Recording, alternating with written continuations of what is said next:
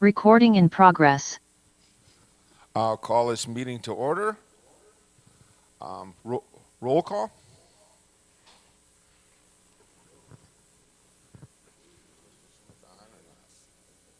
Aye. Aye. Is Mary on or not? No. Mary was ill and she is excused.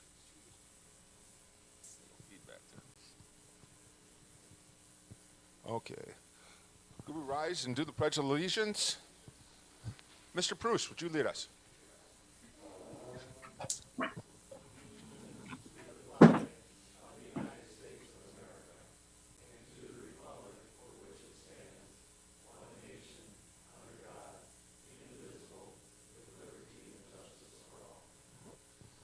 Thank you. Let's just take a moment of silence in this holiday season and appreciate all of our blessings.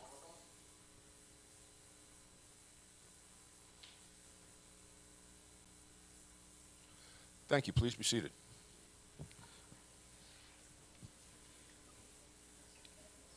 We in compliance with open meetings law, Mr. Waymire? He acknowledges yes. We're in compliance, Mr. Chair. Yes. I'll entertain a motion to approve the agenda. This is moved by Mr. Paulson, second by Mr. Backlund. Okay. Any additions, subtractions, anybody? All in favor? Aye. Aye. Opposed? Hearing none, the agenda is approved. Approval of minutes of November 15th, 2022 meeting. Supervisor Winnicke. Yes, I would make a motion to approve the minutes of November 15th, 2022 with a correction. On the second page, second paragraph, amend recommended 2023 county budget. The last word there, passed, I would ask that be deleted and replaced with opened for discussion. Thank you. So noted. Second by Mr. Paulson. Any other additions, subtractions? If not, all in favor? Aye. Opposed? Hearing none, the minutes are approved. Communications, Serena. You should have the Planning and Zoning Notice of Public Hearing, which is going to be held on December 15th at 7 p.m. There's an appointment by the County Board Chair, Mary Roberts, to the UW Extension Education Committee to fill an unexpired term ending April 23rd, 2024. The Treasurer's Monthly Report, which was passed out in blue, and we have some retirement recognitions.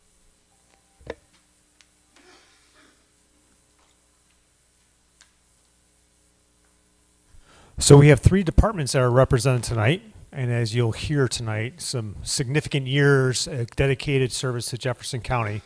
So our first department we're going to represent tonight is our finance department. So I'm going to invite Mark, our finance director, up to talk about our designee tonight.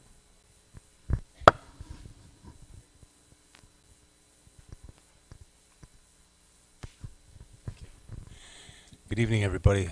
When I was considering this position, I'd been your auditor for a couple years, and so I knew that we had a strong finance department. I was walking into the department with a good staff, was very competent, and had some longevity, very experienced. Cindy has been here, was here for 30 years, and she was around before the finance department was even created. And so she was a big part of building that finance department into the strong department that it was when I came here. And for that, I really appreciate that, Cindy. We miss you, and I hope that you're enjoying your retirement. So with that, here is a plaque for you. Yep. Yes, you got to step up and be recognized. Thank you. You want to say anything? Nope, just thank you. I enjoyed working for Jefferson County. It was wonderful. Right. Cindy Diestelman, everybody. Thank you. Thank you. Thank you for keeping us solvent. Okay, so our next group tonight is our highway department, and Bill could not be here due to previous engagement, but he did write a few things about our folks who are retiring tonight with their dedicated service. So our first is Alice Fisher. Alice spent almost 30 years working as an accounting specialist at the highway department. She was an invaluable employee that was always willing to take on additional tasks outside her normal responsibilities. As good as she was in her accounting position, she was even better dealing with the public. She handled many of the emergency and winter maintenance communications and made it look very easy.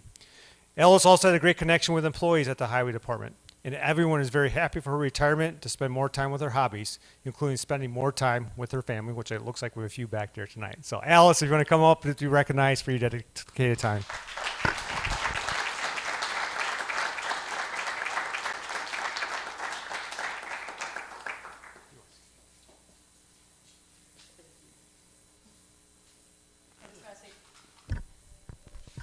I just want to say thank you to Jefferson County, including everybody, administration, the county board, all the departments and all the employees, especially highway, all my coworkers. I really loved my job, and it was hard to leave, but I am enjoying retirement. Thank you, Alice. Congratulations. So I'm going to ask the next two to come up together because you'll recognize they have the same last name, Dan Foltz and Don Foltz. And Bill wrote a little something together about them. So Dan was a mechanic for the highway department for over 32 years. Dan was the first of a group of skilled mechanics, welders that came to the highway department and stayed together managing the equipment maintenance and repairs for almost 30 years. Dan was a skilled repair mechanic and enjoyed many years as the lead field mechanic for the highway department. Dan was usually the first mechanic called out to either repair or make the decisions to bring equipment back to the shop. The highway department will probably never have a group of mechanics stay together for this many years again.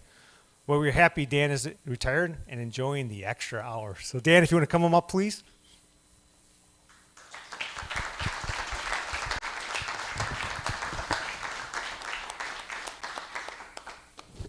And as Dan comes up to be recognized, we'll talk about the other hat to this, and that's Don. Don was also a mechanic that worked 30 years for the highway department. So this was before we had to do this recruitment and self-referral thing. Dan and Don are twins. So the highway department was very thankful that Dan recruited his brother to come work here. Don was a very skilled mechanic that became an expert at heavy equipment and hydraulics. Don was an extremely hard worker that was known for not liking to take breaks. So hopefully with his retirement, we have many more time to take breaks, enjoy working on his own equipment and property. After 30 years, all the employees of the highway department will miss not having the Foltz brothers in the shop. So come on up, Don, to be recognized as well with your brother.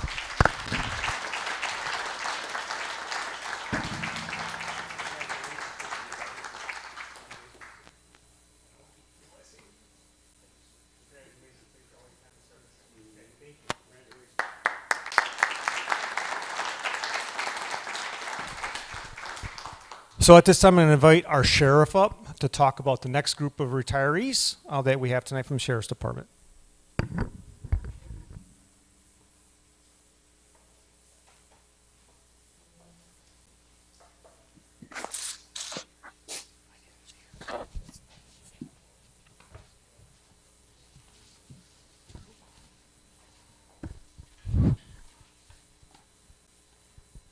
I blew in it just to make sure I was still full of hot air. I do appreciate that. Couple people tonight that are not here. Alan Broaders, 27 years and 7 months. Al was a staple in our civil process division and really knew a ton about civil process. Those of you that are attorneys in the room understand that if we're going to get sued, it's probably through the jailer civil process. Al did an excellent job of making sure that never happened. So Al will truly be missed. He was someone that you saw for years at county board, but now he's enjoying his retirement up north with his wife. Lisa Handler, one of our sergeants, 27 years and 5 months. She worked her entire career in the jail and still keeps in contact with many of us. We greatly appreciate all the effort she did putting into the jail. and this agency as a whole. We do have one person here tonight, Chief Deputy Jeffrey Parker. Technically, he's not Chief Deputy anymore, but I don't think I'll ever get used to not saying that. Matter of fact, the new chief, I said you just learn to excuse me because I'll still call him chief for a long time yet, I guess. And Don kind of chuckles about it. But Chief Parker, he left us. You know, things are kind of bad. The guy took a job in the zoo. He would have rather. It kind of hurt my feelings that he was spending time with the monkeys, but then more I thought about it, man, maybe there's not that much difference between us. I don't know. But I've known Jeff his entire career with the sheriff's office, and we've grown to be really good friends. We know about each other's children, our families, and everything else. Chief brought up many, many positive things to this agency. He was involved in almost every aspect of this agency at one point or another, serving in many, many of the capacities, from the jailer to the jail sergeant. He was captain in charge of, and it was actually the first sergeant in support services, and got that off and running on the ground, and really has done a great job with that. There's so many things that he's touched in this agency. The honor guard, he was instrumental with our canine unit.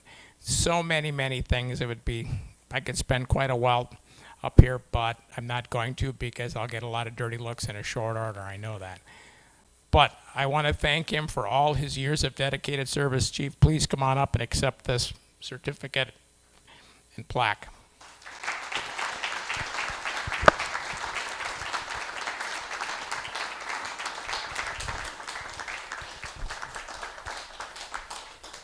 So first of all, you know that I'm never short for words.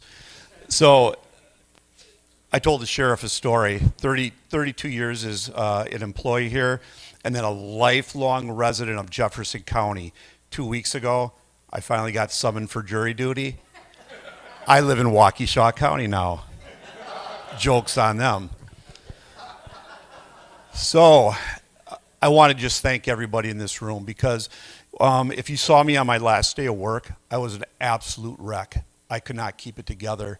I was just emotionally drained because I love this place so much.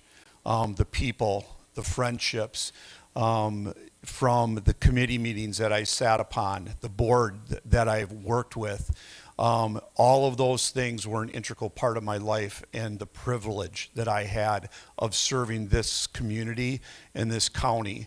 It's not a right, it's a privilege. And when you wear that uniform, you realize that you've been blessed. So I just want to thank all of you for giving me that opportunity to serve you for 32 years in this community. I thank Ben, I thank Mark and Blair and all the people that I've worked with in leadership, because I work for another county now. And I can tell you something that's really, really important. I think I need to say this. I work for a big county, and you don't see where you get to go into a human resource office and talk to the people that are in charge of making the decisions. You don't get to walk into payroll and talk about something that maybe is wrong with your check. You get these relationships in this county because these people are right there when you need them to help you through the problems and the issues that you have as an employee. So we have something special here, and just please always remember that. So thank you.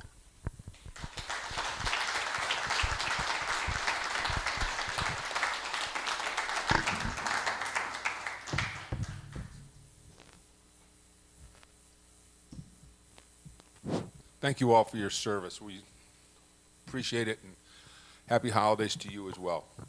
This takes us to public comment. Do we have any public comment tonight? See any? No. Having none, special order of business. Supervisor Kennard.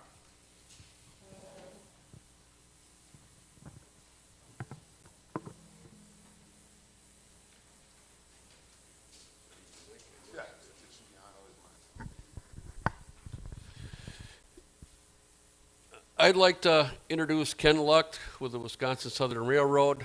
I'm one of the members from Jefferson County that are on the Wisconsin River Rail Transit Commission, which Ken runs his trains on our infrastructure, I guess, put it that way. So come on up, Ken, and he's got a presentation for us that shows us what the railroad does for Jefferson County.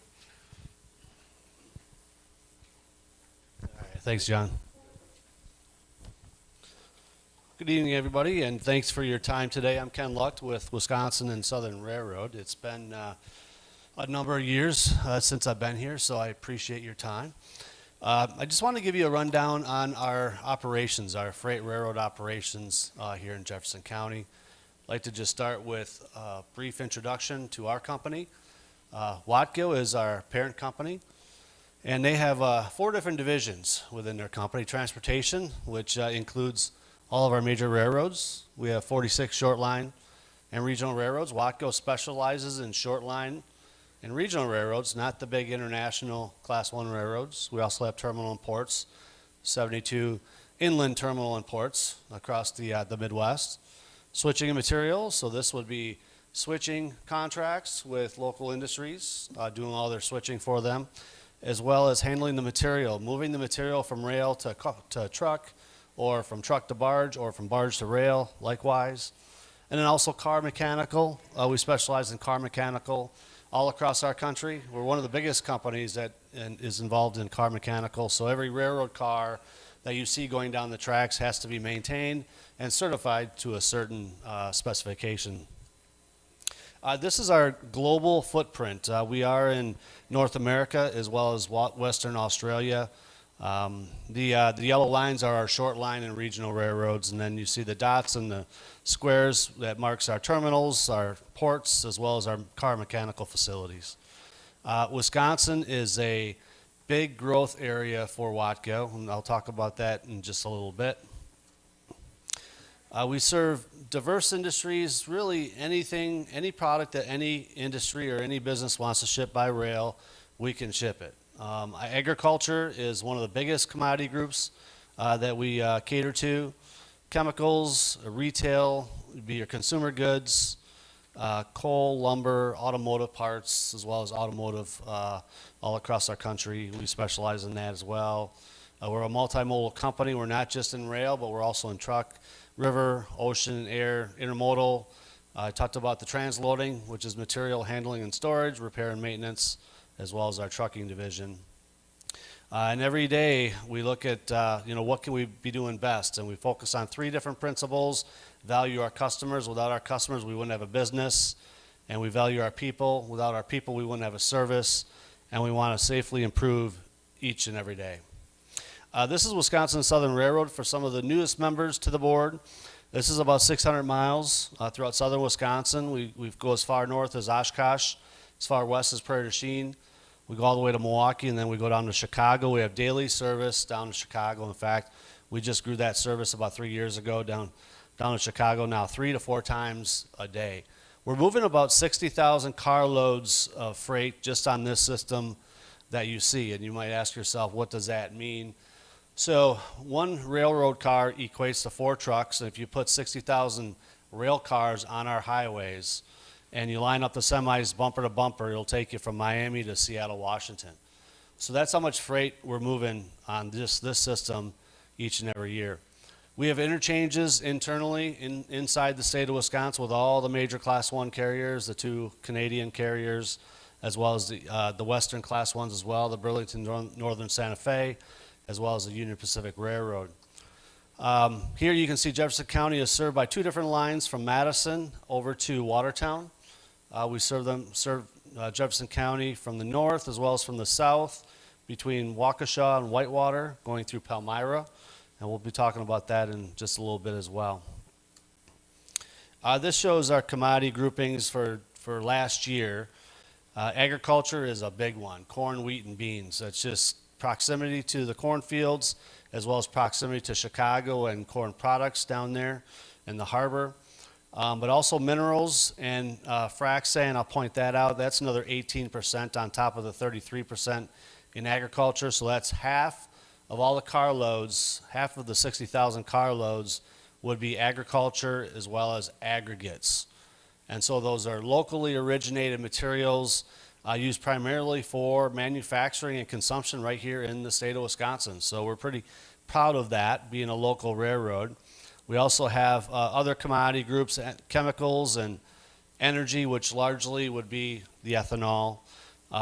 Hazardous materials is only 3% of what we move, so we really don't move a lot of hazmat.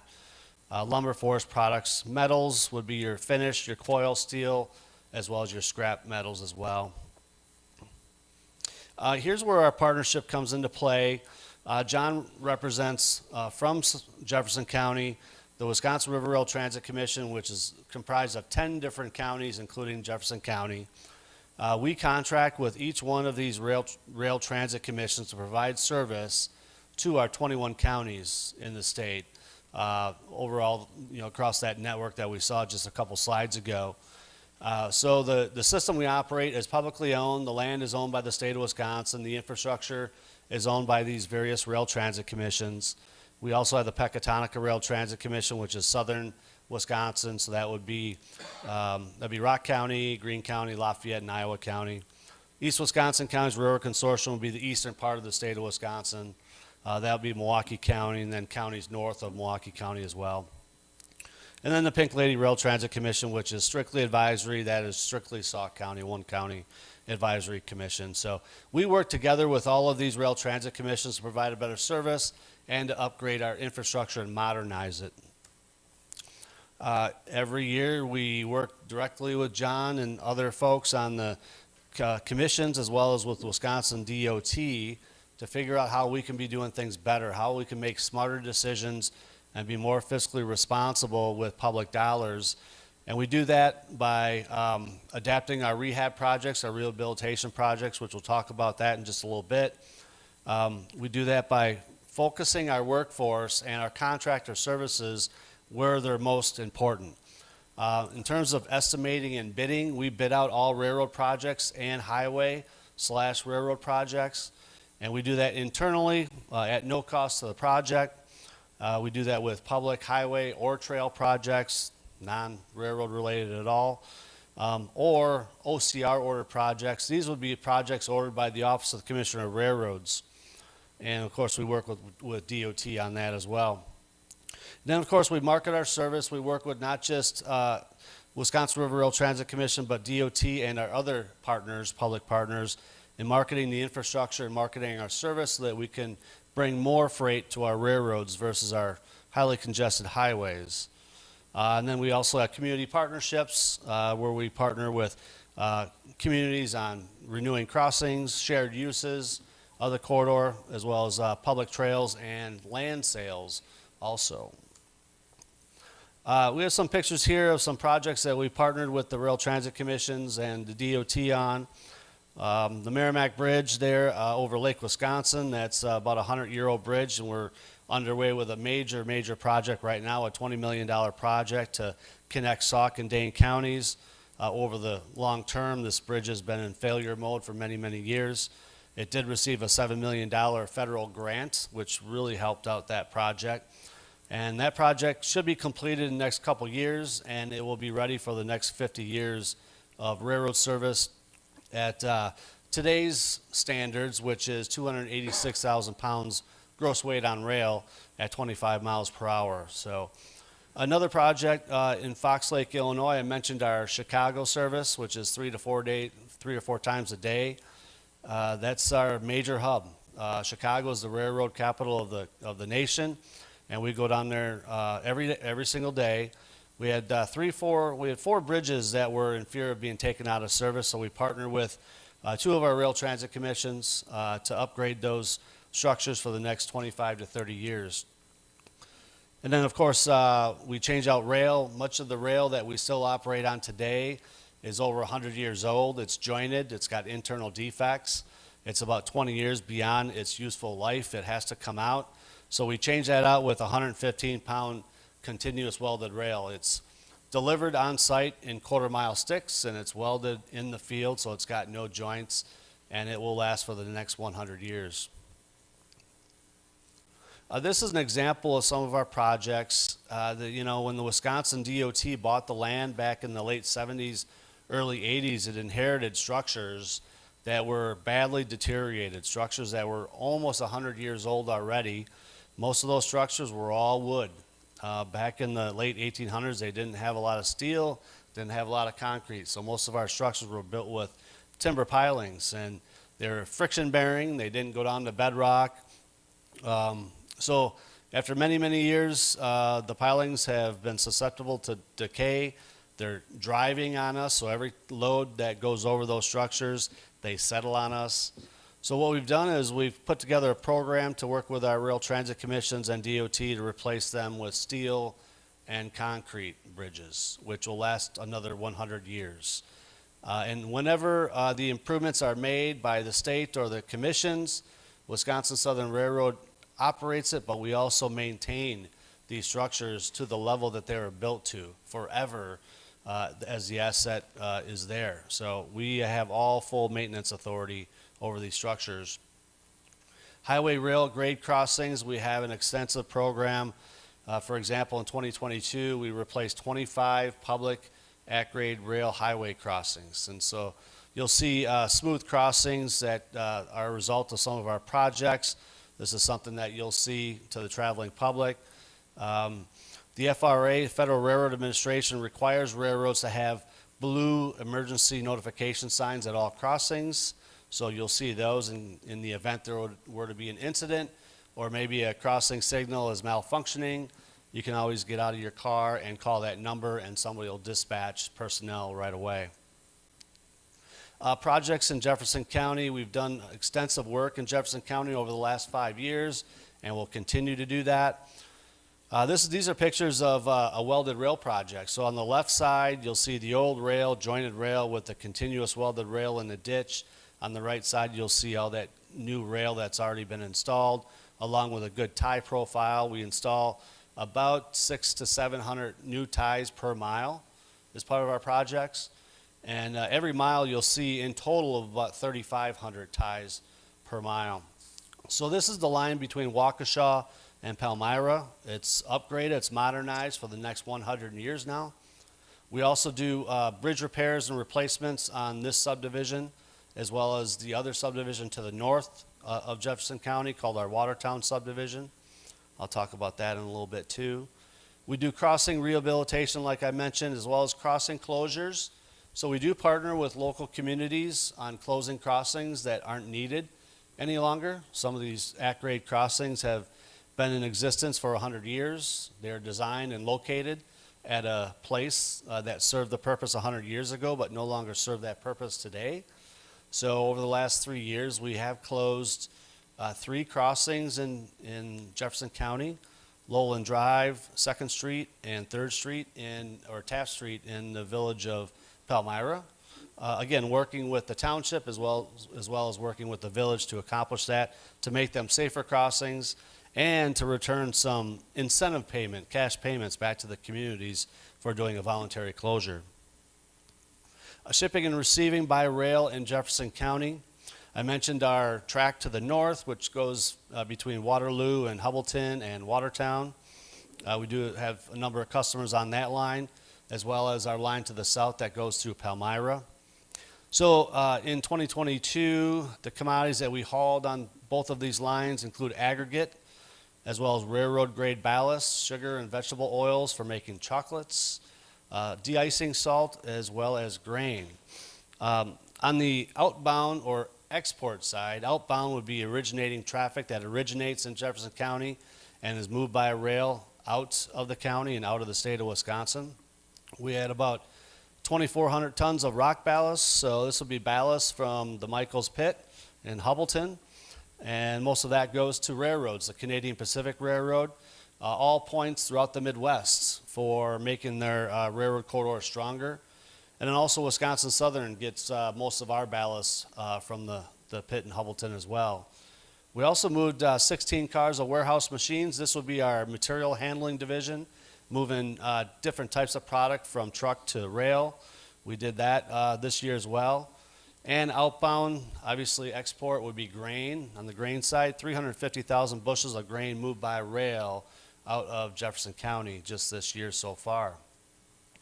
On the inbound side, bringing inbound materials and commodities for manufacturing and consumption, 2,250 tons of sugar and 52,000 gallons of vegetable oil, and that would be in Watertown, for the making of chocolates.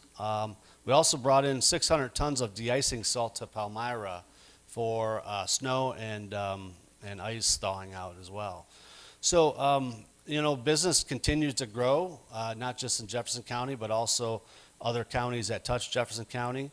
We continue to market all the sites along our lines, not just Palmyra, but also Waterloo and Watertown and Hubbleton, and points outside the Jefferson County area as well. We are gaining market share back from the global pandemic. We did lose about 25% of our carloads. So it's good to see some of these counties that are growing. For example, the 600 tons of de-icing salt was new in 2022, and it looks like that producer is going to be doubling their capacity over the next couple of years at that site in Palmyra. So we're excited about that. Just nationally, a little bit on environmental sustainability. As many of you know, rail continues to be unrivaled by other modes in terms of fuel efficiency. Trains are 4 times more efficient than trucks. You know, more importantly, one train, 100-car train, can move freight, 1 ton of freight, 470 miles on just a single gallon of diesel fuel. So we continue to improve upon that with technology and operating practices as well. Despite handling 1/3 of all intercity freight volume, rail across the entire nation accounts for only 2% of all transportation-related emissions. On the economic side, this is national economics.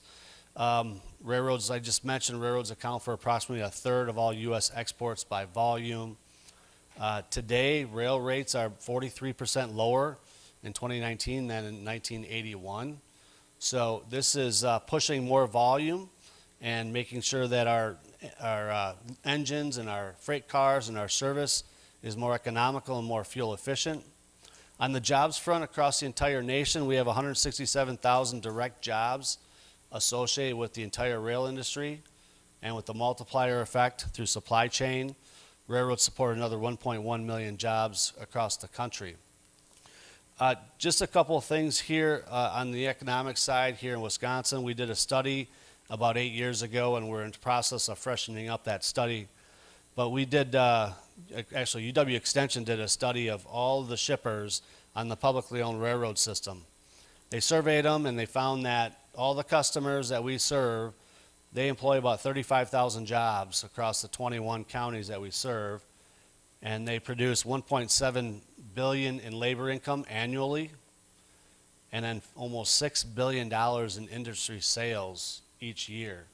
So we're pretty excited about that. We're going to continue to grow these numbers, and once we get our next study completed, we'll be sure to report those findings back to the board. Just lastly, I mentioned continuous improvement. That's really big for us, and that's really big for the Department of Transportation and the Wisconsin River Rail Transit Commission. On the safety front, we continue to drive investments into our public and private infrastructure because it makes for safer infrastructure, not just at crossings, but over our bridges as well. Economic development, as I mentioned, remains robust with more opportunities to create jobs and leverage more private sector investment outside of our rail corridors. And our public-private partnership is evolving and adapting to new trends. For example, our inflationary environment right now. It's been a very difficult year. We've had a lot of budgets, a lot of projects that are way over budget. We've had to be very creative, had to consider a number of options. Example, delaying some projects and taking them out for bid again later next spring. Obviously, that has its risks and some challenges as well. So our partnership with our Rail Transit Commission and DOT is evolving to those kind of new circumstances. With that, I really do thank you for your time and be happy to entertain any questions that you might have. Any questions from the board? Any questions? See none? Thank you very much, Ken. I appreciate it.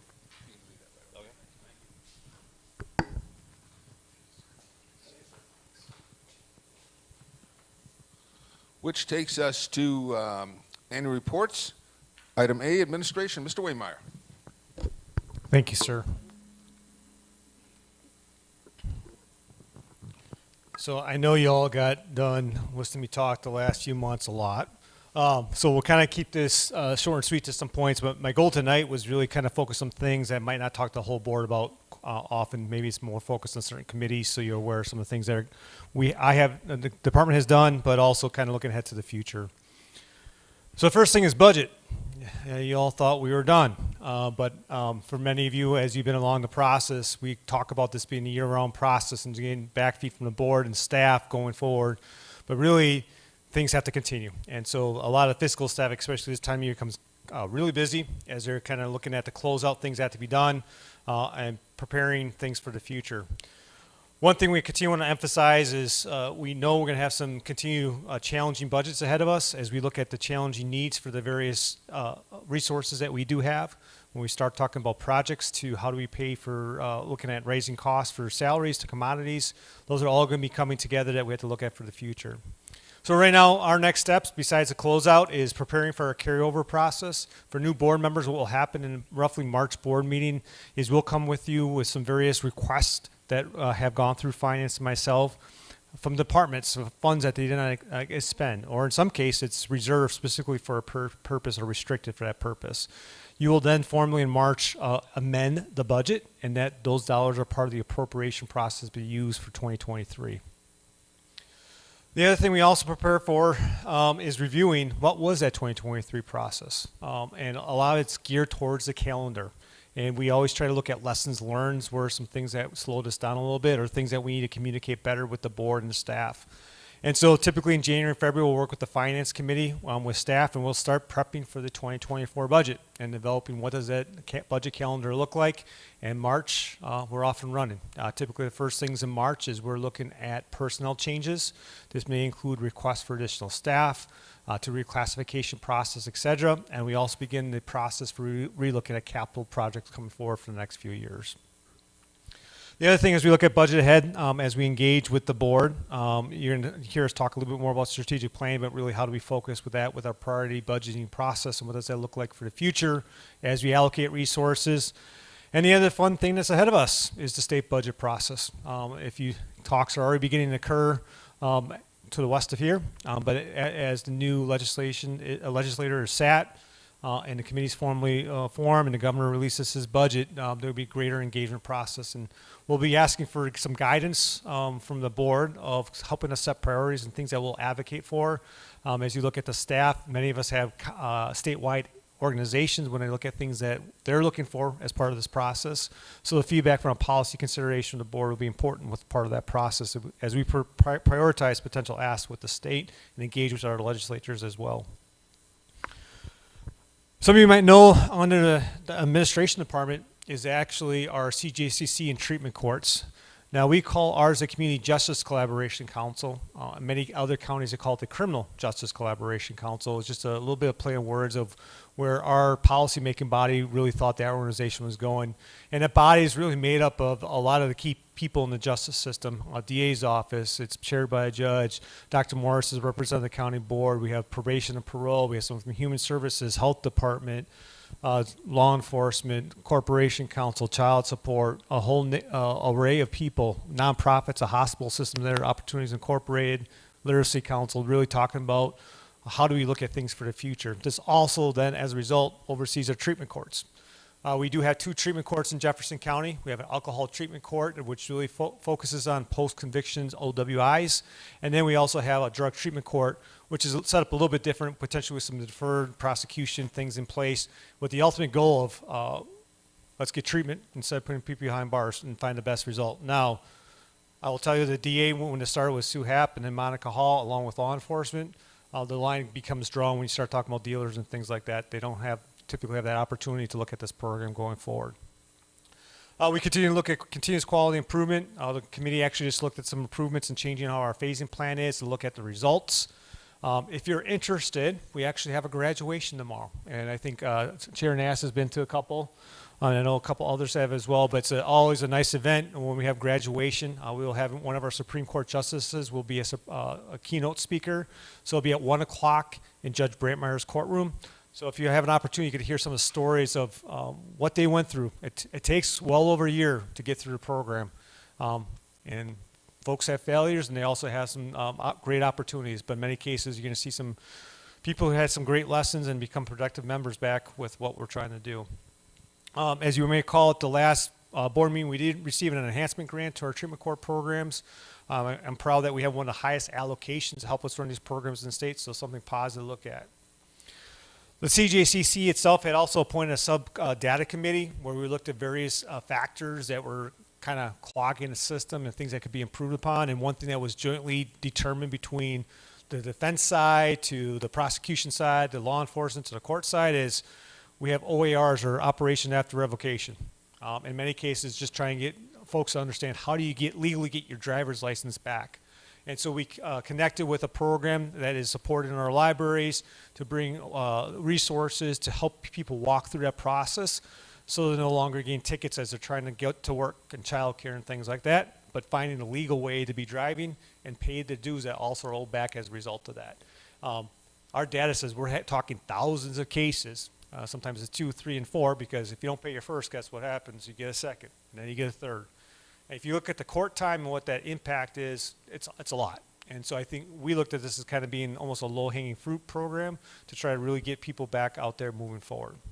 And finally, I think we talked about this a little bit with this part of the department when the libraries came. We're trying to find ways to gain access to the courts easier.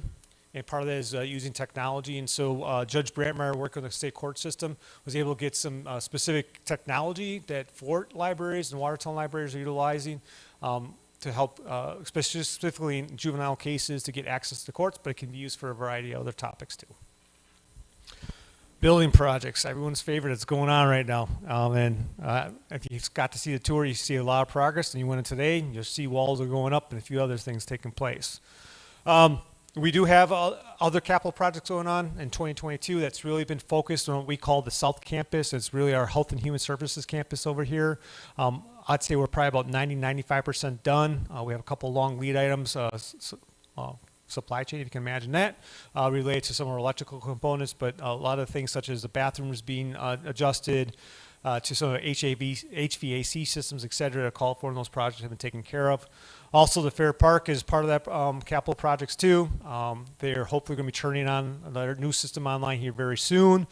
They will have air conditioner for the first time in the activity center. So next summer for Fair, it's going to be a nice spot, and people are going to hang out there quite a bit, but it's a nice improvement.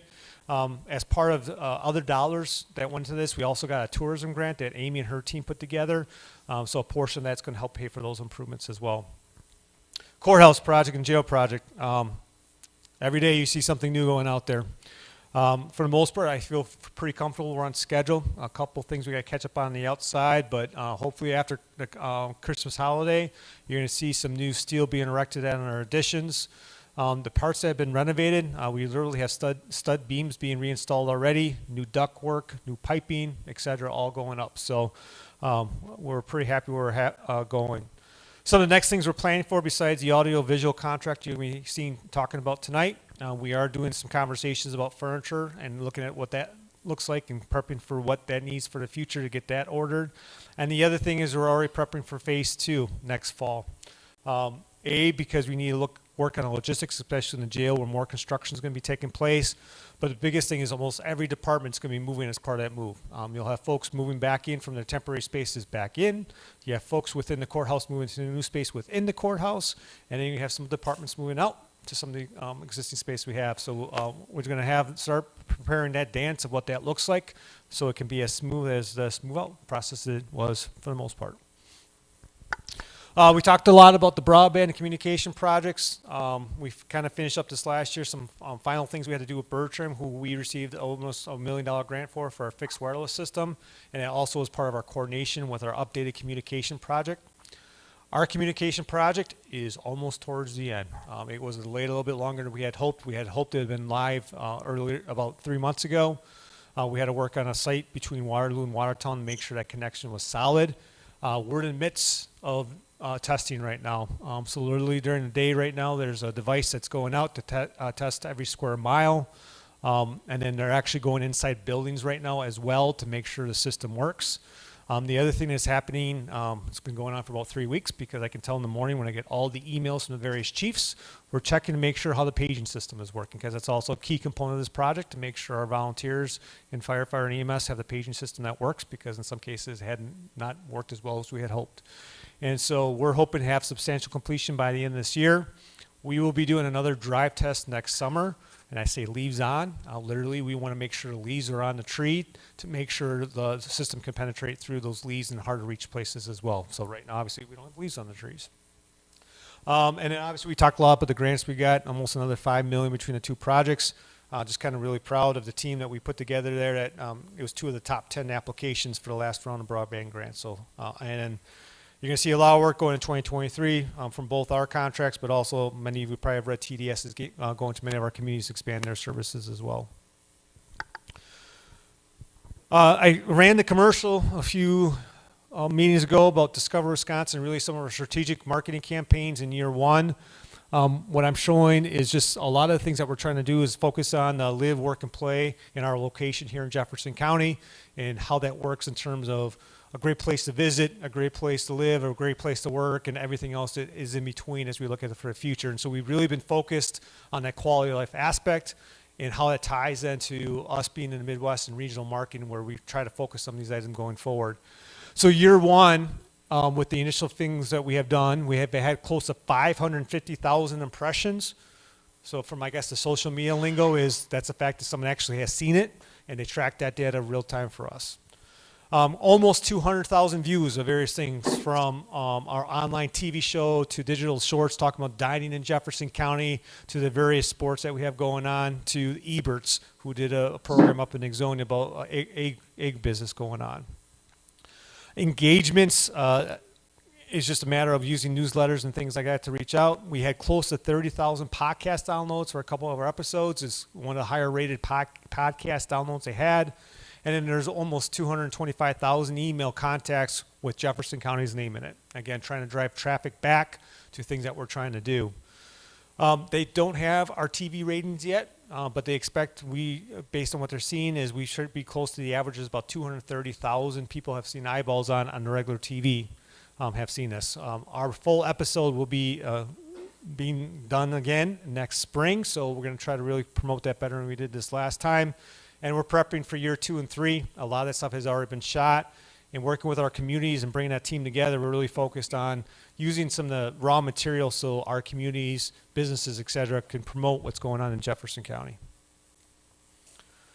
Housing. I think just even as I started, housing was a conversation piece, and it's only accelerated some of the concerns and needs in Jefferson County, and it's at every single level. Human Services Board met today. And they'll talk to you about their HOPE program in terms of what that means, going from everything from homelessness to all the way to the higher end of housing going in and everything in between. So we've done some stuff in the past. Human Services example, we have what we actually know as a small house. If you know where the trailer's at, it's a small house that we own, and we have clients that go in and out of there to make sure I have services to limit our cost, what that is, but also make sure to have access to care. Many of you are aware, too, we bought 2 triplexes from Opportunities, Inc. several years ago because we had a leasing program. The whole goal with that, because of being close to the lines, is they can also get day work and learn how to re-affiliate with the communities around us and get a day labor things going forward. And the HOPE program, we talk about homelessness. But we know it's more than just those items, too, and something we got to continue to focus in on. And so in 2021, we had a study done with UW-Whitewater with the FERC, the Fiscal and Economic Research Center that they do. And they determined among all countywide, at this point, we're close to 2,500 units short as we look at 2030. Quite honestly, I think it's probably more than that at this point in time as we look at the employment levels that are coming in at this point in time. And so there's a couple things we've been working on responding to. Some of it's been looking at our position allocation, specifically in our economic development team. We're adding kind of a community development person on. I'll briefly talk about that in a little bit, why that has happened. The other thing is we had a role in that office for a while with Roxanne Whitty, and about 30 to 40% of our time was allocated to help with some of our housing programs. The Home Consortium and the South Central, which focus on low and moderate income access to federal grants, specifically the first-time down payment home assistance, but also rehab assistance. We're going to get her closer to 75%. We think there's enough of a demand to help focus on that counseling and also look at things such as foreclosure mitigation counseling as well as we look ahead as part of this overall arching housing item. We also, what was called, implemented the Heartland Housing Campaign or Initiative, partnering with the WEDC and the Greater Watertown Health Foundation, where we made funds available to our communities to focus on consulting to help make their communities ready for housing. Some cases might be looking at a potential subdivision and professional guidance for that. In one case, we have a community looking at doing their zoning ordinance, and does it allow, how do we look at things improving for how we allow housing in zoning areas. So those are some of the things it's being used for. So Palmyra actually got the first round. They own some property down in Palmyra looking at for housing. And then the other three just announced were Lake Mills, Waterloo, and Whitewater for some projects they have going on.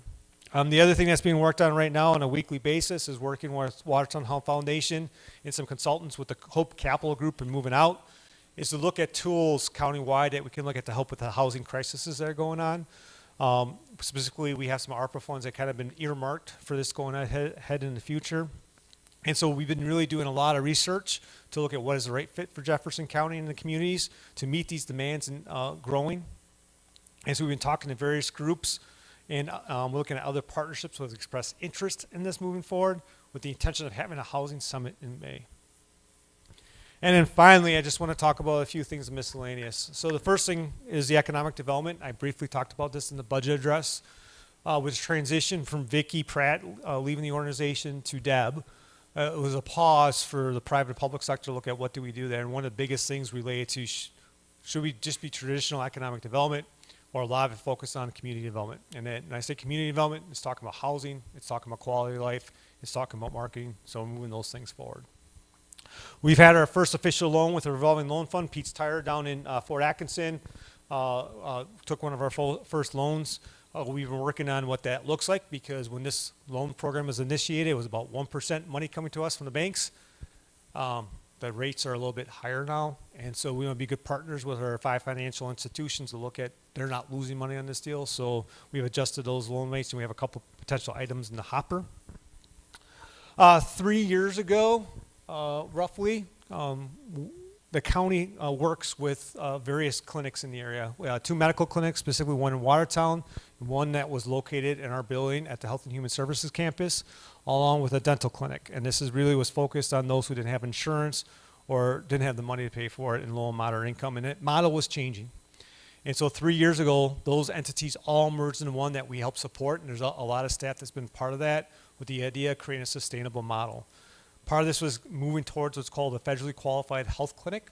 And we're in the final stages of that being approved or being approved by the feds so they can move forward with medically assisted reimbursements for various help, which will help create a sustainable model for those who need access to health care going into the future. Obviously, there's been a lot of things going on with staffing. Many of them going forward in terms of the department head level. It's going to be a continuous basis as we look at recruitment and retention of our staff and looking at our market conditions.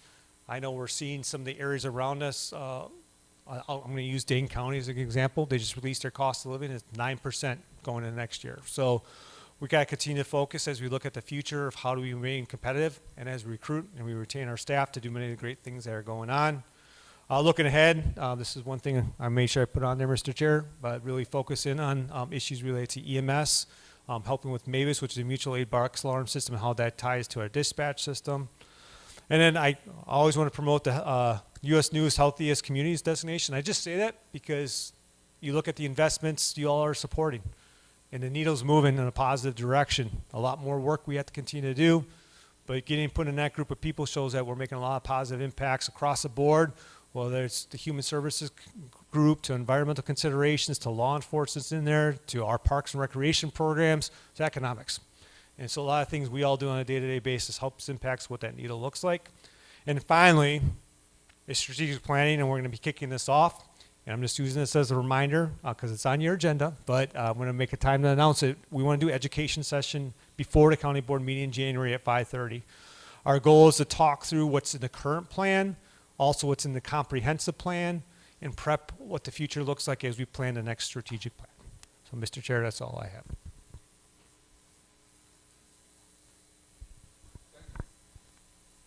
Thank you. Do you have any questions for Mr. Waymeyer?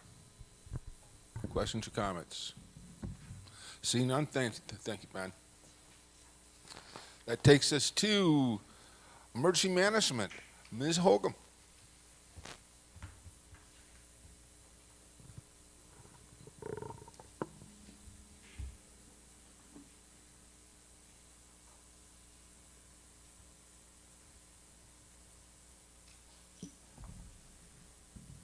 Thank you. Good evening. I know there are a lot of new members in the county board. You probably don't know who I am. I've been with Jefferson County for about 30 years now, and I've been working in emergency management for 27 of those 30 years. So what I wanted to do was to give an explanation maybe of what emergency management is. When I tell people I work in emergency management, they kind of look at me funny and want to know what that is. So I just wanted to say that emergency management is based off the concept of local disaster management supported by higher levels of government, including state and federal assistance when needed. EM recognizes that disasters are cyclical in nature, and those phases include preparing for disasters through training, exercise, planning, and public education. If a disaster occurs, responding on the event and managing the immediate effects of the community need to go into action. After the emergency phase has passed, often during, recovery begins. The task of returning a community to a new normal can take years. Reducing or eliminating the impacts of hazards is a consistent goal of EM through mitigation programs. A new phase of prevention and/or protection has taken a more prevalent role in the U.S. after 9/11. From terrorism to disease outbreaks, prevention can involve evacuation plans, environmental planning, and design standards. So emergency management is the creation of plans through which municipalities and communities come together to reduce vulnerabilities of hazards and cope with the disasters.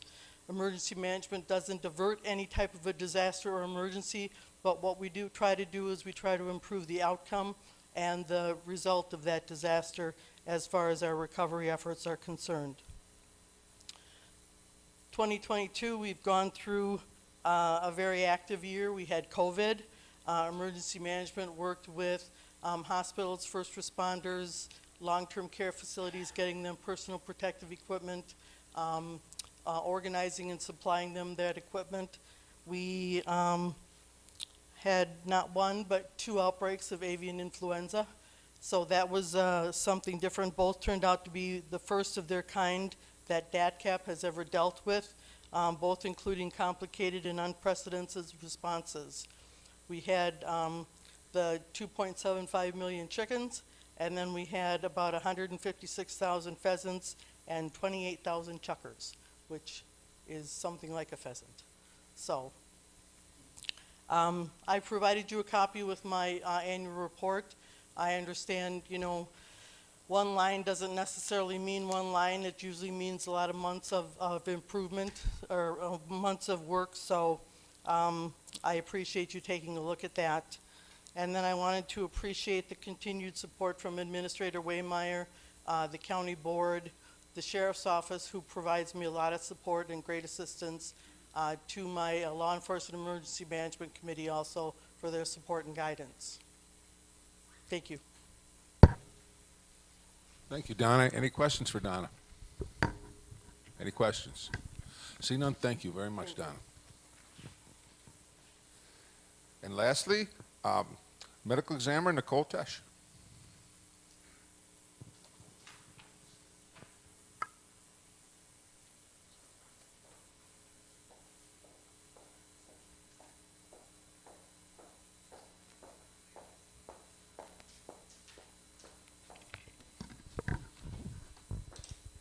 All right, well, Donna was the best person to follow because we work really well together. We do tabletop exercises, and we have done some other exercises together to prepare for any mass fatalities. So I enjoy working with Donna. So I'm going to kind of do the same thing. I know there's some new people. You might not know the history of the office and kind of what I do. So I'll just brief over that. It is in my annual report every year, just so that everybody's aware of what I do, because everybody has questions. Matter of fact, before the meeting tonight, I was answering questions about cremation viewings and why we do them and what entails a cremation viewing. So just briefly, the office was a coroner's office prior to me coming here almost 8 years ago now. And at that time, there was a part-time coroner with a couple of part-time investigators. Now it is a full-time medical examiner position with a 32-hour in-office investigator with me, thankfully. And then I've got 5 per diems that work from home. So we are covering the office 24 hours a day, 365 days a year, and it has been very busy. So some of the things that we do, we don't just go out to the scenes that you hear about, but we'll go out to scenes and we will help families, help the deceased, determine cause and manner of death, but there's other things we do behind the scenes. For one, we do cremation investigations. I'd love to explain everything I do, but it would take me all night. But we look into cremations. We provide permits for cremations.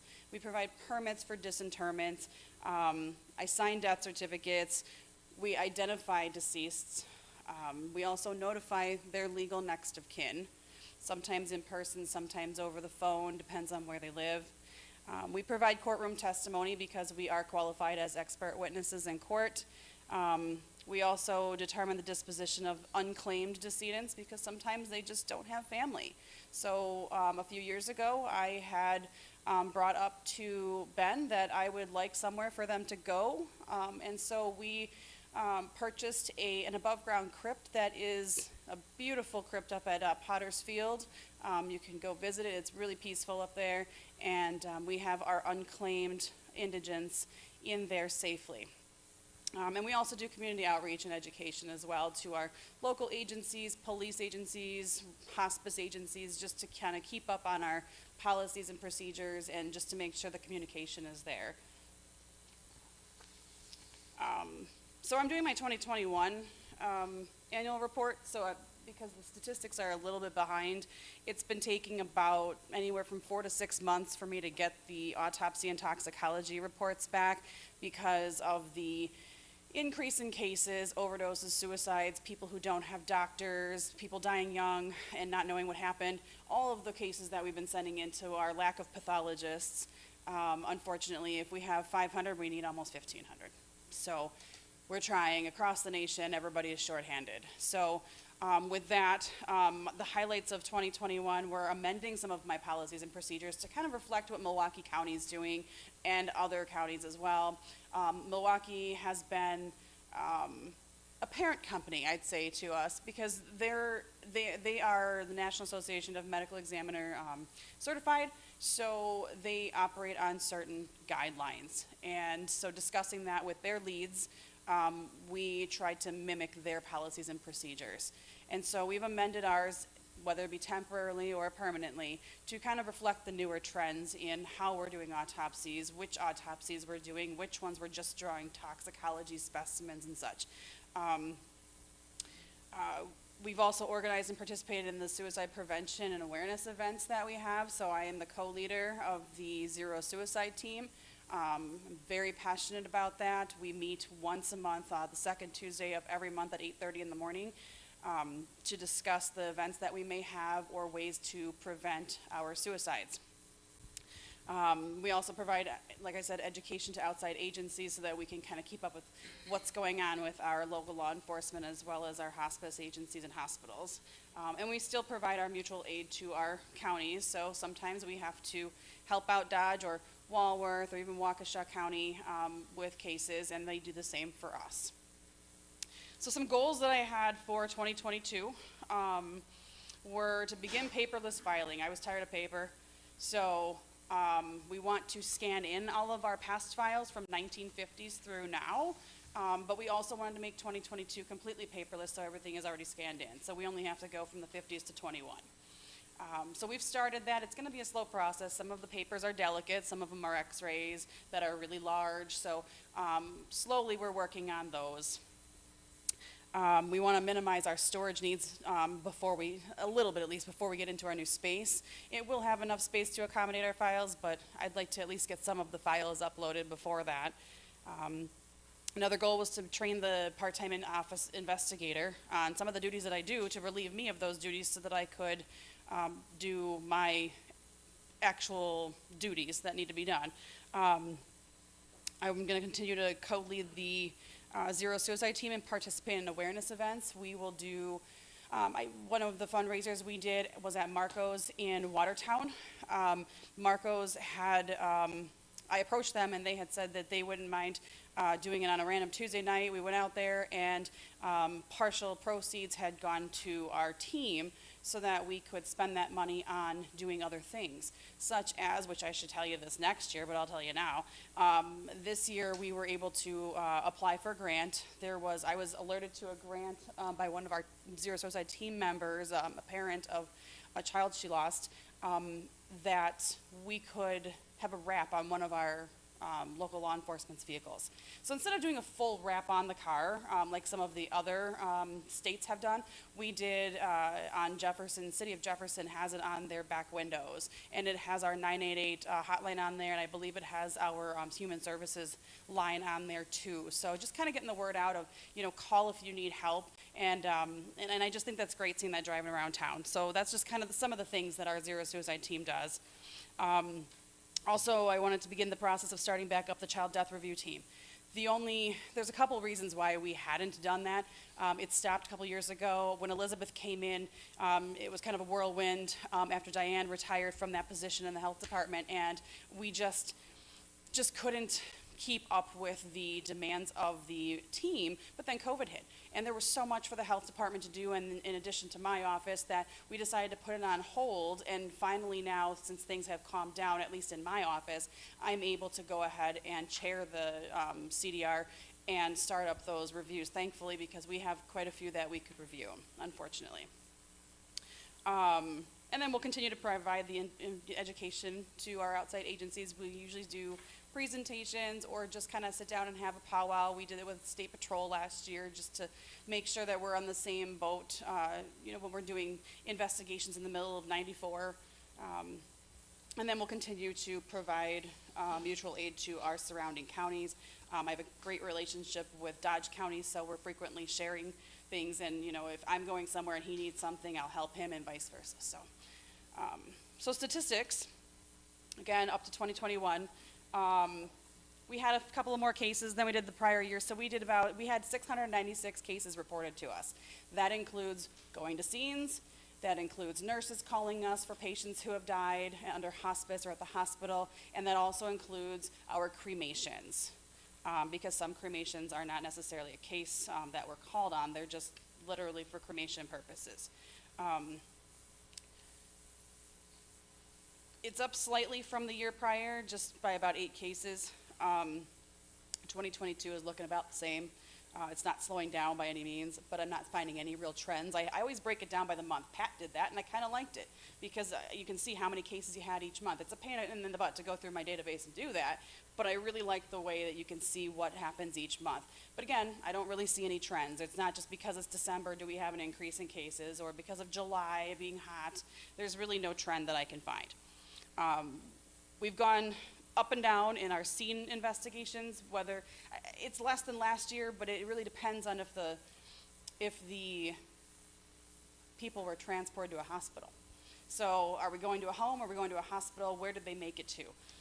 So we can't really predict how many scenes we're going to have, but we had a little less than last year, but we had some more phone cases. Again, those are the nurses that are calling us, and they're saying, hey, we have somebody who fell and had a hip injury.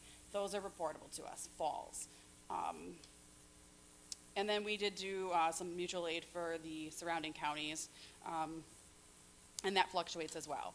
We had mostly natural deaths, obviously, because most of our deaths are going to be natural, because a lot of them are just cremations or just people who call us to say, hey, they had a fall, even though it didn't that wasn't their cause of death. So we're always going to have more natural deaths because of those cremations as well.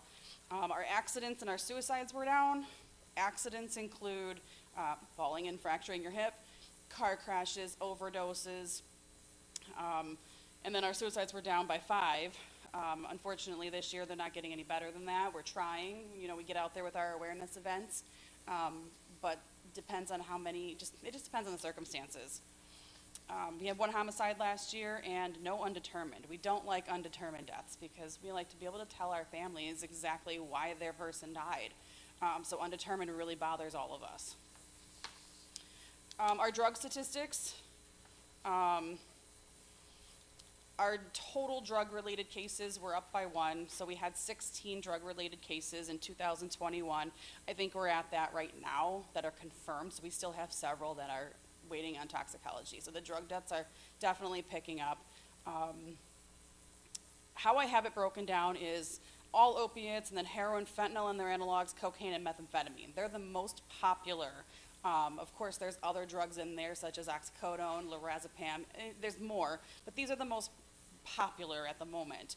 So 12 of those 16 drug-related cases involved opiates, any opiate, oxycodone, heroin, fentanyl, anything that's an opiate, there were 12 of them. 2 of the drug cases were only heroin. 8 of them involved fentanyl. 5 involved cocaine and 4 involved methamphetamine. It seems that cocaine, fentanyl, and methamphetamine are making the biggest comeback right now. So we're watching those trends and staying in contact with our Jefferson County Drug Task Force to try to identify these drugs, because there's some that I just have never seen before. I just saw purple fentanyl for the first time the other day, and one of the detectives saw pink fentanyl. So they're very dangerous, and we also take precautions at the scene, but we are seeing a lot of the fentanyl. COVID's gone down. We had 61 deaths that were certified as COVID-related in 20, and then 50 in 2021. Only a few for this year. I'm not going to keep track of all the COVIDs anymore because it's trending down so much that everybody has already had it in all the cases that are reported to me. So to try to track how many are reported to me, it's just too hard. I have signed the death certificates. I've educated the nurses and the doctors on how to sign these cases, because the reason I was initially signing these death certificates for as many as I could was because a lot of the times the doctors may put on their COVID, but it was 2 months ago and it may not have been their cause of death. So a few counties around the southeastern portion of Wisconsin were opting to look into the causes of death for the COVID ones that were reported. And we were trying to be as accurate as possible for our statistics, and I think we were. I think we did a good job communicating it to the health department, and now it's trending down. I know that there's an uptick right now, but the deaths are trending down for sure. Any other statistics of interest on here? We did 46 autopsies last year. We are up on that because of the increase in cases this year. But we had 46. I signed about almost 200 death certificates. Cremation permits are about 495 for last year. They keep going up because cremations are cheaper. They're easier to handle for families. Some people don't have the funds to take care of it. A burial can really cost a lot. So we're going to see that uptick in cremations continue, especially as the people who have the pre-arrangements done, as they die, there's less pre-arrangements. So I think it's a lot of the generations that have prearranged them already doing that. So we're going to see more cremations. We had 3 indigents last year, and they're up at Potter's Field. And then we had 12 traffic fatalities last year. We've had a lot this year, but I think we're still less than that for now. Yeah, and then the rest you can see in the revenue that I get. The only way that I get my revenue other than the taxes from the county is cremation permits, death certificates, and donations. If somebody is a tissue donor, there is a little bit of monetary compensation to our office for calling it in and providing them with our reports. So that's about all that I have. Does anybody have any questions? Questions for Nicole? Questions? Thank you very much, Nicole.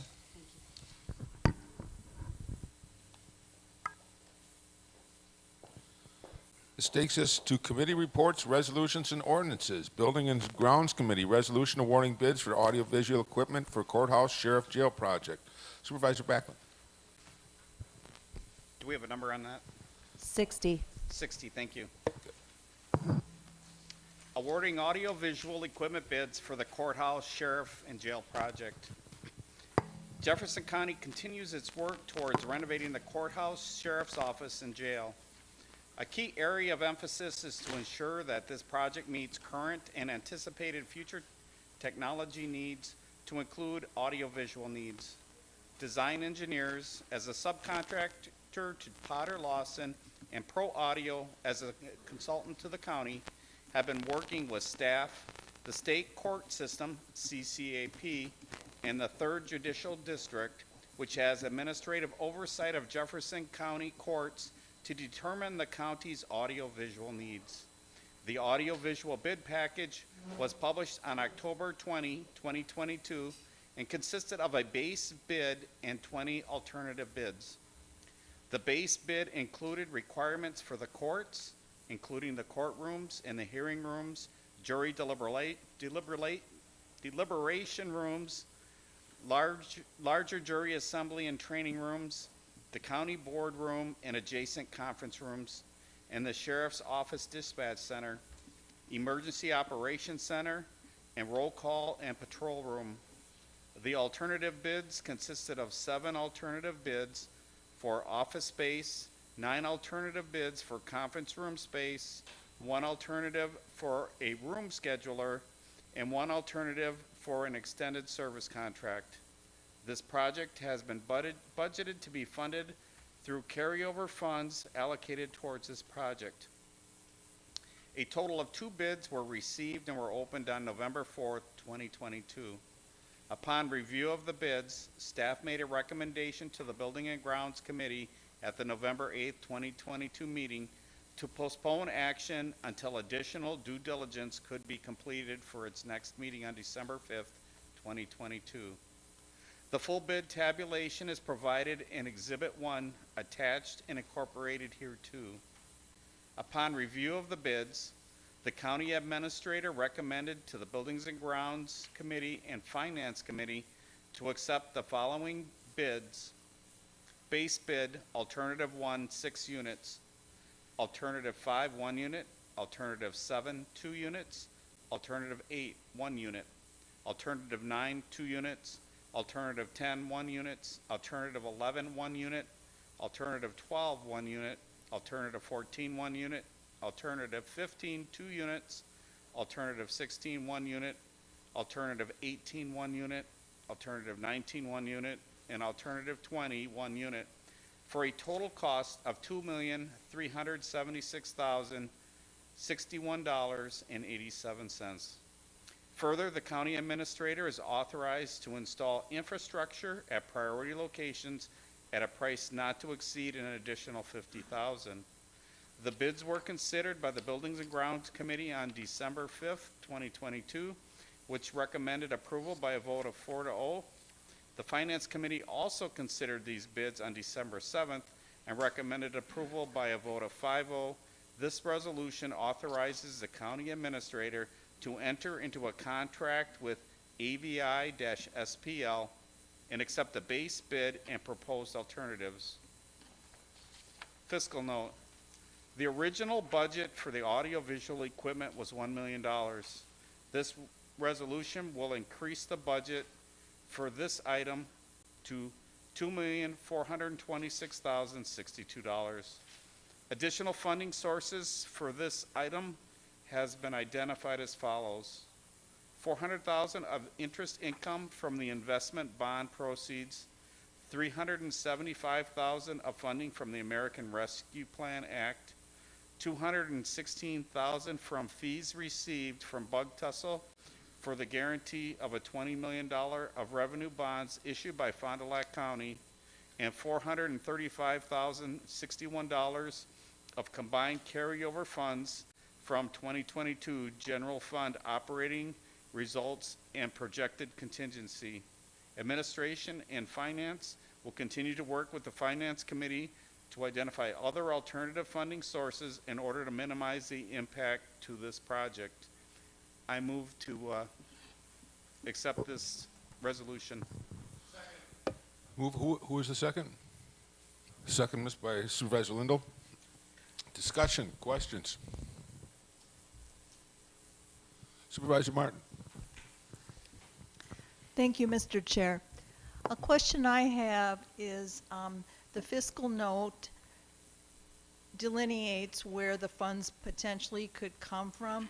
I'm just wondering if that is carved in stone, because the last statement states that administration and finance will continue to work with the finance committee to identify other alternative funding sources. So I'm just wondering if that's carved in stone and that's part of what we're voting on, or if that's open for potential change later. Who would like to address that question? Mr. Waymire. So our recommendation is to focus on the three items, which are the interest income of $400,000, the $375,000 of funding from ARPA, and the $216 from the fees associated with bug tussle. Taking those, you still have a remainder of approximately $435,061, and that last statement is really trying to gear towards that remaining $435,061. If the board would like to reallocate those other three funding sources that were identified that have not been allocated to any specific project, then we add those numbers to that $435,61 that we'd work with the finance committee on. What we're trying to limit when we put this together as recommendations to limit the impact of the contingency that's in place right now, to make sure we have enough capacity going forward for future projects, and we have the additional funding streams in place due to the impact this cost is having. Okay. Go ahead. Okay. If I could just speak to that. There's a proposal on the table to use $216,000 received from Bug Tussle, the broadband project, towards the extra 100. I'm sorry. That would be good. 1.4 million needed for the audiovisual equipment. My understanding, when these Bug Tussle funds were originally discussed, there was thought given to possibly using some of the money to accelerate broadband for individual homes. However, a decision or commitment hasn't and had not been made by our county board. Improving broadband availability has been a priority need identified by our constituents over the last several years, and it's also been part of the strategic plan in our county comprehensive plan. So, would it be better to use the Bug Tussle funds for broadband and bridge the gap with other funding sources? That's a question. Thank you. Any other questions? Discussion? Seeing none, this only takes a voice vote. All in favor, say aye. Aye. Aye. Opposed? The ayes have it. Takes us to item number 12, Executive Committee Resolution amending supervisory district boundaries to reflect annexations. Supervisor Winnicky.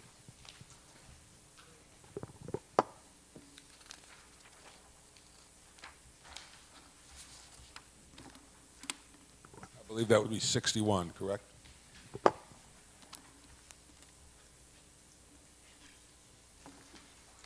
Okay, this is amending the supervisor district boundaries to reflect annexation. We had adopted resolution number 2001-43 last year to set the boundaries. I don't even know if I need to read all of this. The gist of it is there are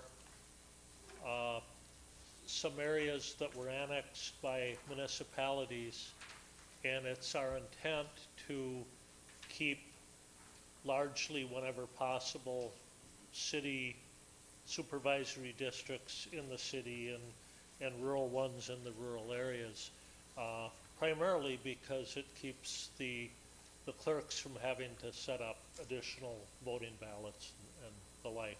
This, there's a two-page map attached to this. I would note that it affects currently 6 people, and it's basically just house cleaning, and I would move approval. Do I have a second? Second. Second by Mr. Backman. Questions? Discussion? Seeing none, all in favor? Aye. Aye. Opposed? Hearing none, the resolution passes. Item 13, Fair Park Committee, resolution establishing Jefferson County Fair Animal Auction and Youth Celebration Grant Program. Supervisor Paulson. Resolution number 2022-62, establishing the Jefferson County Fair Animal Auction and Youth Celebration Grant Program. The Jefferson County Fair Park is seeking to establish the Jefferson County Fair Animal Auction and Youth Celebration Grant Program. This program offers financial support to fair animal auction participants to enhance their ability to succeed in livestock projects and help with their participation in the Jefferson County Fair. Funding for this program is through activities such as silent auctions, pledges, and other fundraising activities or donations designated for this program. Applicants must submit a formal application, be a current Jefferson County Fair Junior exhibitor who has participated in the annual Jefferson County Fair auction after 2022, and be in good standing with the fair. Award recipients will be announced during the Jefferson County Fair Animal Auction and Youth Celebration each year beginning in 2023 and continuing as long as funds are available. The Jefferson County Fair Park Committee considered this resolution on December 8th, 2022 and recommended forwarding to the Jefferson County Board of Supervisors to approve establishing the Jefferson County Fair Animal Auction and Youth Celebration Grant Program. Fiscal note. Funding for this program in the amount of $360,000 of revenue and expense was established in the 2023 Fair Park budget, which was passed on November 15th, 2022. No budget adjustment is necessary. I move for passage of this resolution. Second by Mr. Johns. It's the first hand I saw. Questions? Discussion? Mr. Waymire. I just make it a quick clarification related to the fiscal note, so everyone's on the same page related to this, of how we described it. So the 360,000 that's in there is for the overall animal auction, and the intent is part of those proceeds would go into this process going forward. So that full 360,000 would be allocated for this. It's going to be based on what is raised through both auction proceeds at the the fair keeps as kind of the commission, along with some of those other items that are sponsorships, et cetera, going forward. So it's not the full 360, but it's appropriated in the budget. This really just establishes the program so we can go forward in 2023. Thank you, Mr. Waymire, for clarifying that. Any other questions? Discussion? If not, all in favor? Aye. Opposed? Hearing none, the resolution passes. Takes us to item 14, Finance Committee resolution amending the 2023 Land and Water Conservation Department budget. Supervisor Jones. Thank you, Mr. Chair. Resolution number 2022-63. The 2021-2030 Land and Water Resource Management Plan was approved by the Jefferson County Board in February 2021. This plan sets forth a strategic work plan for achieving goals that protect and improve land and water resources in the county. One of the actions in the plan is to obtain a better understanding of the groundwater quality throughout the county through a well water study. This action is also in the comprehensive plan implementation plan. The Land and Water Conservation Department, in collaboration with other departments, worked with the University of Wisconsin-Stevens Point to design a study of the groundwater in Jefferson County. The plan details the following: selection of wells to represent the diversity of factors that may influence well water quality, recruitment of property owners to have their well tested, the 18 different elements in the water that will be analyzed, data analysis, and dissemination of the information. The results will be used to understand the quality of Jefferson County groundwater, educate well owners about any identified health risks, and educate citizens about the importance of well water testing and the protection of groundwater. The scope of work and study design was presented to the Land and Water Conservation Committee on November 16, 2022, and the Finance Committee on December 7, 2022. The Finance Committee recommended 5-0 to allocate up to $150,000 of the American Rescue Plan Act funds for the study from the 2023 Land and Water Conservation budget. A budget amendment is required to increase revenue and expenditures in the Land and Water Conservation Department 2023 budget for this groundwater study. There will be no additional cost to the county or well owners who participate on a volunteer basis. Fiscal note. On September 2nd, 2021, the Joint Executive and Finance Committees approved a plan for the expenditure of the American Rescue Plan Act funding, which included $200,000 for a water study in Jefferson County. The proposal referenced by this resolution was received after the 2023 budget was approved, and therefore a budget adjustment is necessary to enact this resolution. This resolution authorized an increase of $150,000 of the ARPA funding to the Land and Water Conservation Department budget and increases the budget expenditure in the Land and Water Conservation Department by $150,000. This is a budget amendment. County Board approval requires a 2/3 vote of the entire membership of the County Board, 20 votes of the 30-member County Board. Mr. Chair, I move for passage of this resolution. Moved by Supervisor Jones, second by Supervisor Heiss.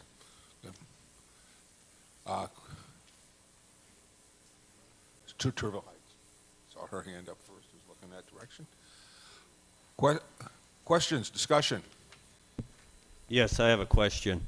What areas or wells are you looking at testing? Department Head Patricia Cicero is here. She's volunteered to answer that question. All right.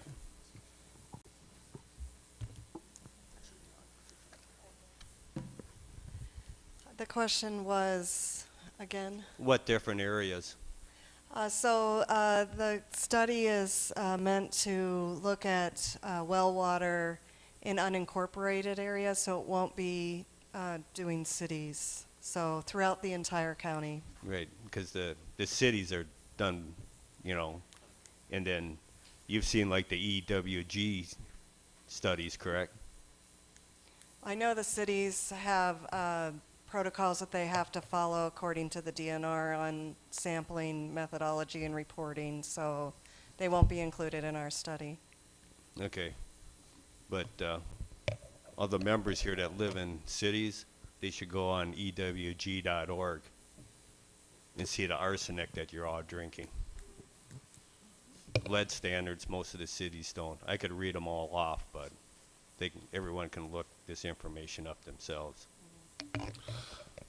Any other questions? Questions, discussion? Seeing none, will you have to use your tablets for this? It's a 2/3 vote.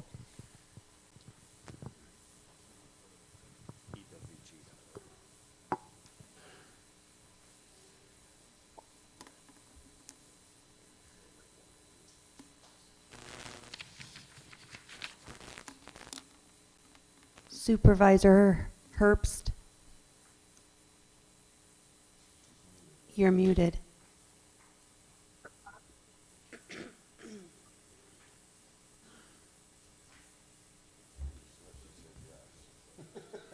Did you say yes? Supervisor Roberts? Yes. Supervisor Smith? Yes. Supervisor Richardson? Yes.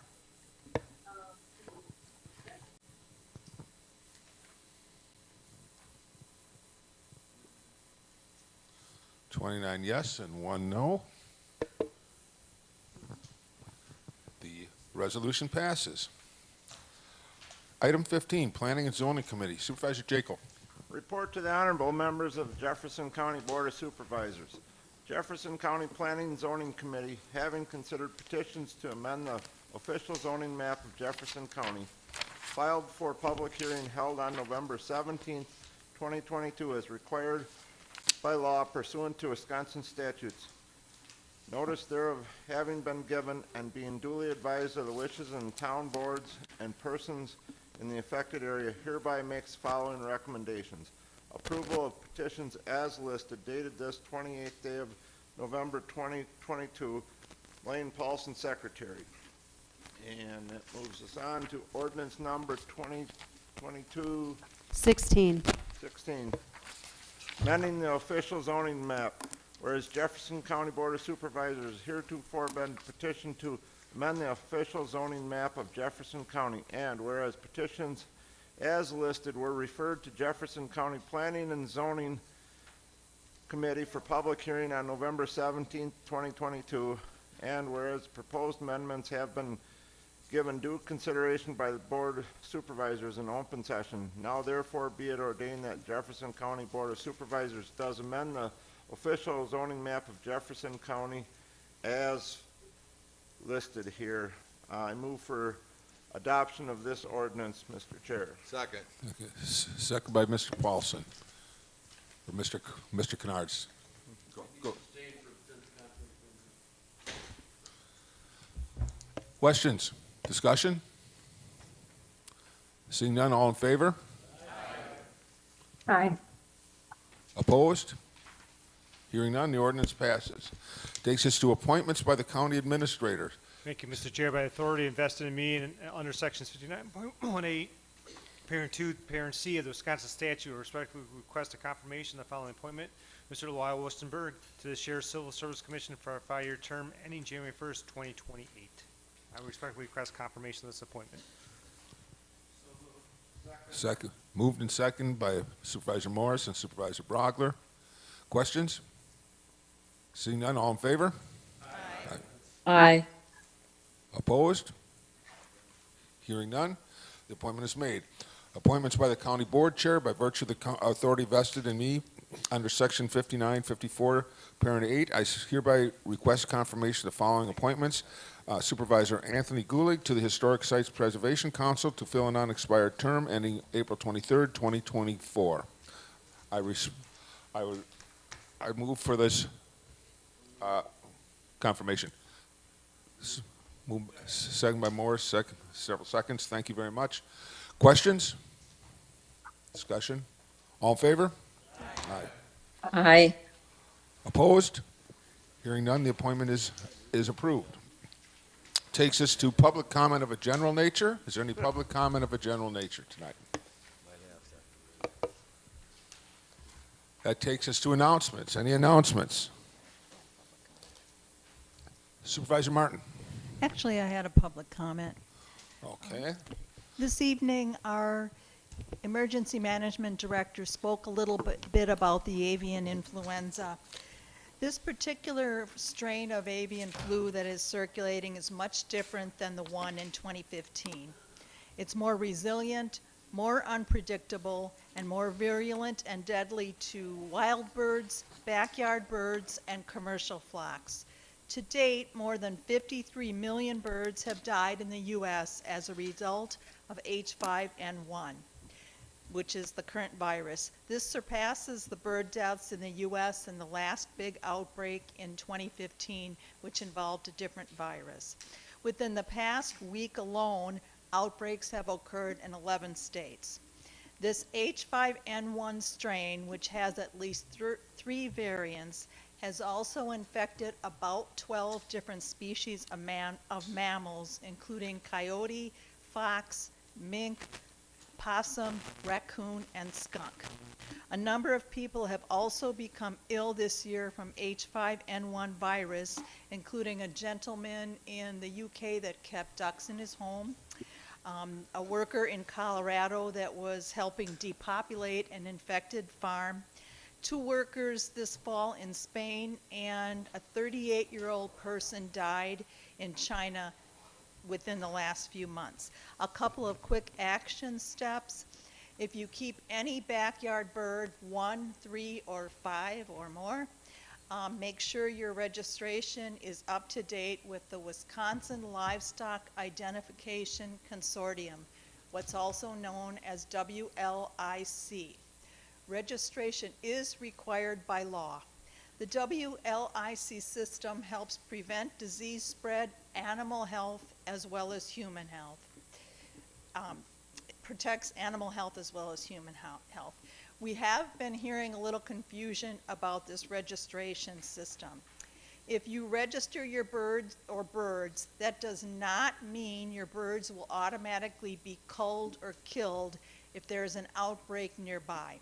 What it means is you'll be contacted if there's an outbreak nearby and given instructions as to how to protect your birds. The other thing we've been hearing is that people have been assuming that when they purchase chicks, then they're automatically registered as having birds at their location. We're finding that is not the case, so the owner needs to register their own birds and make sure that their cell phone numbers and et cetera is up to date. The number to call to register is 888-808-1910. You can also register online at www.wiid as in David.org. Secondly, anyone hunting ducks, pheasants, geese, turkeys, or crows, I guess people do hunt crows, it's important to exercise caution. Dress birds outside if you can, and if it's necessary to dress birds indoors, it's recommended to do so in the most well-ventilated area possible, wearing gloves, preferably double gloves, and also wearing an N95 mask. If you see sick or dead birds, contact the DNR at 608-267-0866. Thank you for helping prevent the spread. Thank you, Supervisor Martin. Leads us to announcements. Again, I will encourage you, Mr. Waymeyer mentioned this earlier, but tomorrow for the graduation drug and alcohol court, December 14th, 1 o'clock in Judge Brantmeyer's courtroom. I can't tell you enough how moved I was when I've gone to these. It's amazing, and if you get a chance, if you have time, go observe it because it's special. I also want to mention that it's been so successful in Jefferson County that at our upcoming ICC meeting on Monday, the chairs of the other counties in ICC asked to have us present the program so they could get it working as well in their county. So just kudos to that operation, and if you have that chance tomorrow, please do it. The other thing I want to bring up is if you didn't get the paper tonight, our corporation counsel, Blair Ward, bears all. So in other words, there's 10 questions asked him tonight, and you'll find out he likes a lot of other things besides just Chicago pizza. So pick up the paper. Thank you. With that, I will entertain a motion for adjournment. So moved by, is there a second? Lots of them. All in favor? Opposed? We are adjourned.